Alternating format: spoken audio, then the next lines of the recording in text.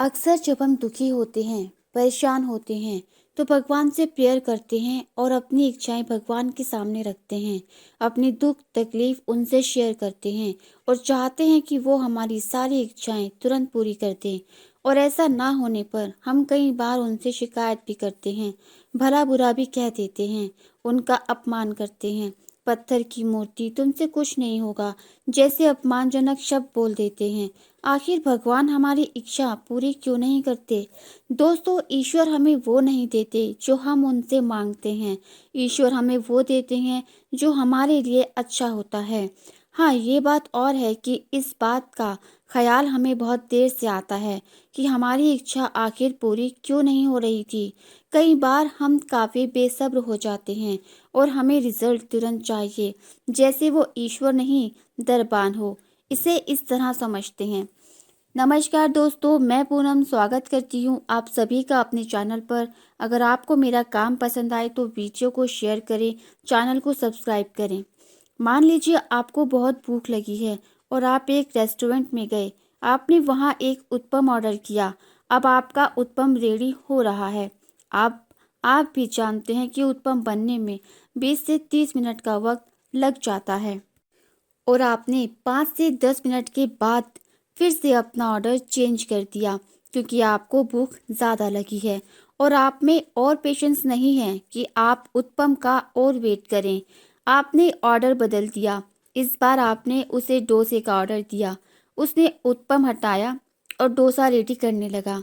अब डोसा प्रोसेस में है, रेडी हो रहा है। आपका ही ऑर्डर रेडी हो रहा है। इसे रेडी होने में भी 5 से 10 मिनट का 15 मिनट का वक्त लगेगा।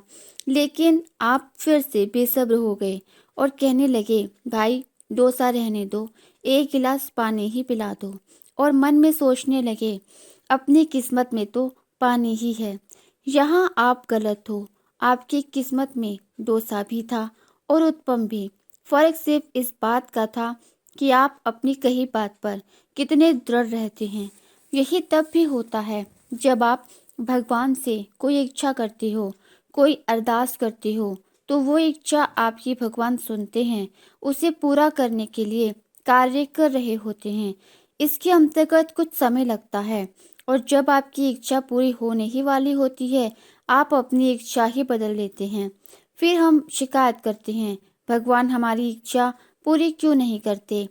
कई बार हमारी इच्छा का पूरा ना होना हमारे कर्मों पर भी निर्भर करता है। अपनी जिंदगी को बेहतर बनाने के लिए हर इंसान मेहनत करता है और मेहनत का कितना प्रतिशत आपको मिल रहा है, ये आपकी किस्मत पर निर्भर करता है। मेहनत तो सब करते हैं। किसी भी इंसान के हाथ में सिर्फ एक ही चीज़ है, मेहनत करना। लेकिन कई बार हमारे द्वारा किए गए प्रयास भी सफल नहीं होते। हम मेहनत करते हैं लेकिन सफलता नहीं मिलती। कई बार ऐसा भी होता है कि थोड़े से प्रयास करने पर ही हमें उसका कई गुना मिल जाता है, जिसकी उम्मीद भी हमने कभी नहीं की होती। इसका best example India's number 1 blogger Saurabh Joshi का दिया जा सकता है। सौरभ जोशी, हालांकि इनके व्लॉग बहुत ही सिंपल होते हैं। ऐसी लाइफ इंडिया में हर दूसरा इंसान जी रहा है। जी नहीं, मैं यहाँ किसी को रोस्ट नहीं कर रही हूँ, बल्कि सच तो यही है। अपने ड्राइंग चैनल से यूट्यूब की शुरुआत करने पर उन्हें उस चैनल से ज़्यादा सक्सेस नहीं मिली। ऐसा मैं नहीं कह रही, सौरभ का खुद का मानना है कि उन्होंने अपने ड्राइंग चैनल में बहुत मेहनत की थी। लेकिन जब उन्होंने व्लॉगिंग स्टार्ट किया, खुद की लाइफ लोगों के साथ शेयर किया, तो उन्हें खुद भी ये उम्मीद नहीं थी कि उनका ये चैनल इतना ग्रो करेगा और उनकी इनकम करोड़ों में होगी। इसलिए मेहनत करते रहो। हमारे हाथ में सिर्फ मेहनत करना ही है। पता नहीं गुच्छे की कौन सी चाबी आपकी भी किस्मत बदल दे। इसलिए शायद कहते हैं, बुरे से बुरे वक्त, बुरे से बुरे हालात में भी सकारात्मक सोच को बनाए रखें। जैसा आप सोचते हैं वैसा हो भी जाता है। हमारे माइंड में इतनी पावर है कि हम किसी भी चीज़ को मैनिफेस्ट कर सकते हैं। बस हम में बिलीव होना चाहिए कि हम ऐसा कर सकते हैं। दृढ़ता होनी चाहिए कि ऐसा होगा। अगर मैं ये कहूँ कि भगवान हमें कुछ नहीं देते, वो सिर्फ हमें रिटर्न करते हैं। भगवान माने प्रकृति, माने नेचर। मैंने ईश्वर को नहीं देखा। जिन मूर्तियों की बचपन से पूजा की, उन्हें साक्षात होते कभी नहीं देखा, लेकिन ईश्वर महसूस होते हैं। मैंने नेचर को देखा है। मेरी नज़र में नेचर माने भगवान, और इसलिए मानती हूँ भगवान हमें कुछ नहीं देते, वो सिर्फ हमें लौटाते हैं। कर्म तो हमें खुद ही करना होता है। जैसे फूल चाहिए तो मिट्टी में बीजारोपण करना होगा, फल चाहिए तो भी बीजारोपण करना होगा। इच्छा हमारी ही है। फिर उस बीज में खाद पानी डालकर गर्मी सर्दी से बचाकर बड़ा करना होगा। सही समय आने पर इच्छा अनुसार उसमें फल या फूल जिसकी कामना आपने की थी मिल जाएगा। लेकिन पहले कर्म आपको करना होगा, फिर पेशेंस रखना होगा, अंततः आपको निष्कर्ष मिलेगा। कभी भी ये सोचकर निराश ना हो कि आपकी इच्छा पूरी नहीं होती। भगवान नहीं आते हमारी इच्छाएं पूरी करने, वो हमें ही इतना बल देते हैं, वो हमें ही सामर्थ्य देते हैं, समर्थ बनाते हैं। हमारे व्यक्तित्व को निखारने में, उसका निर्माण करने में वो हमारे जीवन की सफाई कर रहे होते हैं और हमें पता भी नहीं चलता। कई बार हमारी जिंदगी से हमारे रिश्ते दूर हो जाते हैं, ऐसे रिश्ते जो हम नहीं चाहते हमारी जिंदगी से दूर हों, लेकिन हमारे ईश्वर अल्लाह या जिस भी भगवान को आप मानते हो, उन्हें पता होता है कि हमें अब जिंदगी में आगे बढ़ना है। इसलिए इस इंसान का साथ बस यहीं तक था। ऐसे कई कार्मिक रिश्ते ईश्वर स्वयं ही हमारी जिंदगी से निकाल देते हैं और हमें ऐसा लगता है कि भगवान हमारे साथ ऐसा क्यों कर रहे हैं, हमें इतना दर्द क्यों दे रहे हैं। जो भी इंसान हमारी लाइफ में आते हैं वो हमें एक लेसन देने आते हैं, और जब हम वो लेसन सीख जाते हैं तो वो इंसान भी हमारी जिंदगी से चला जाता है। उसके जाने से हमें दुख तो जरूर होता है, लेकिन हमारे ईश्वर को पता है यही हमारे लिए अच्छा है। जिंदगी ही माया है, दिल लग ही जाता है, और जितना दिल लगाओगे वो उतना दिल तोड़ेगी। तुम दर्द के साथ भी मग्न रहना सीखो, यही आनंद है।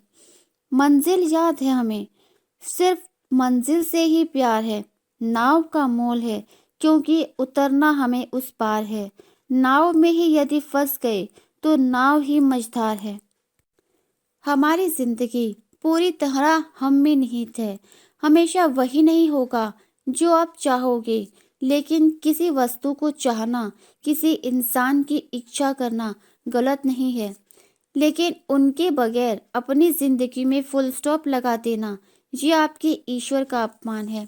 जिंदगी को जीने के लिए जियो, कुछ मिले तो खुशी होगी ना, और कुछ ना मिले तो दर्द मिले तो उस दर्द में भी मग्न रहना सीखो।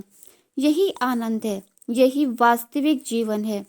किन्हीं भी परिस्थितियों में हो, अपनी मंजिल याद रखना। उसे पाने के लिए जिन रास्तों पर चल रहे हो, ध्यान रहे उन रास्तों में ही ना फंस जाना। अपनी मंजिल को याद रखना। हम सभी का एक कर्तव्य हमारे खुद के प्रति है कि हम चाहे किसी भी परिस्थिति में हो, हमें हमेशा अपने जीवन को गतिशील बनाए रखना है, रुकना नहीं है। अगर आप महत्वाकांक्षी हो और जीवन में कुछ करना चाहते हो, कुछ ऐसा कि आपका नाम हो, न्यूज़पेपर में फोटो आए, सभी मीडिया आपको कवर करे, ऐसा कुछ बड़ा करने का ख्याल आपके भी दिल में आता है, तो आधी जंग तो आप जीत गए। ऐसे सपने देखना ही अपने आप में एक जीत है। एक साधारण इंसान कभी इतना बड़ा सोच ही नहीं सकता। उसकी सोच बस यहीं तक रह जाएगी कि एक जॉब मिल जाए, 50,000 महीना कमा लूं, दाल रोटी चल जाए, जिंदगी कट जाएगी। उन्हें जिंदगी जीना नहीं है, काटना है। जैसे जिंदगी एक बोझ है उनके लिए। लेकिन अगर आप बड़े सपने देख रहे हैं तो मेरा यकीन मानो, वो बड़े सपने पूरे भी जरूर होंगे। आपको एकाग्र रहकर काम में निरंतर गतिशील रहने की आवश्यकता है। अपने एम्बिशन को पाने के लिए हम सभी कुछ टारगेट्स बनाते हैं, कुछ जो मंथ में कंप्लीट करने हैं और कुछ जो हर दिन कंप्लीट करने हैं। आपने अपने सपने को सिर्फ सोचना नहीं है, उसे हकीकत का रूप देने के लिए उसे पहले कॉपी पर लिखना होगा। हर रात डायरी में नेक्स्ट डे का टारगेट लिखो और फिर उसे कंप्लीट करो। अगर आप सिर्फ सोच रहे हो, कुछ कर नहीं रहे, तो आप सिर्फ अपना समय बर्बाद कर रहे हो। ऐसी सोच में दिन, हफ्ते, साल बीतते जाएंगे और आप सही वक्त आने का इंतजार करते रह जाओगे। समय कभी सही नहीं होता, समय को सही बनाना पड़ता है। जिस काम को करने की सोच रहे हो, उसे शुरू करो। उसमें परफेक्ट होने की उम्मीद मत करो कि पहले इसे अच्छी तरह समझ लूं, फिर करूंगी या करूंगा। परफेक्शन की उम्मीद में आप उस काम को कभी कर ही नहीं पाओगे। आप सिर्फ सोचते ही रह जाओगे। फिर यही ख्याल सताएगा, यूं ही रह गए बहुत कुछ करने की चाह में, कुछ ना कर हार कर। तो जो भी साधन आपके पास हैं, जितनी समझ आपके पास है, उसी से काम को, अपने ड्रीम प्रोजेक्ट को शुरू करो। धीरे धीरे आप सीखते जाओ और बढ़ते जाओ। किसी भी काम को सफल बनाने के लिए उसकी शुरुआत करना ज़रूरी है। इसलिए आपको लिखना चाहिए। अपने सपने के बारे में लिखो, उन्हें कैसे पूरा करोगे उसके बारे में लिखो। लिखने से आप खुद के साथ एक कमिटमेंट में बन जाओगे और उसे पूरा करने का हर भरसक प्रयास करोगे।